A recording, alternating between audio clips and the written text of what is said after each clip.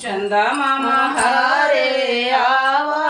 परे आवा नदिया किनारे आवा नदिया किनारे आवा मोर चंदा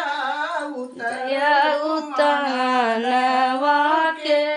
बीच होला नैया हमारा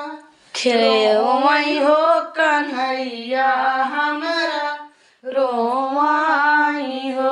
सोनवा के थालिया में दूध भात जंदानाई खाई हो कन्हैया नाई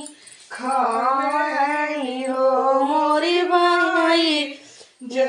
है बुचंद खे ना होता बाई हान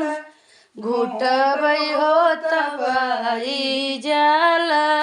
घुटबई बुधे बुचंद खे लना होता बाई जल घोट तबाई जल घोट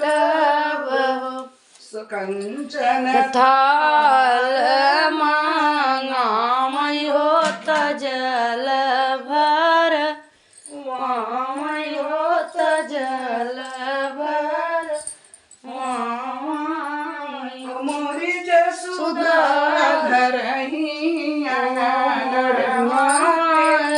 बीच हो तुम्हारे चंदा उतरई हो मुहारे चंदा उतरई हो मोर जसुदा धरही अंगनवा के बीच रे मुहारे चंदा उतरई हो मुहारे चंदा उतरई हो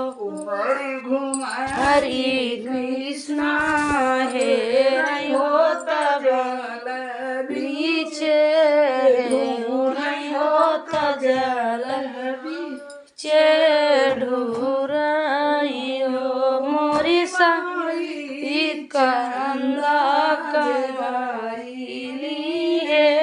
राई हो रे पे नाही मीन हो रे पे नाही मीलाई हो मोरी माई चंदा जगईली रे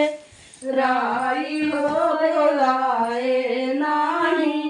बोलाई हो डोलाए नाही डो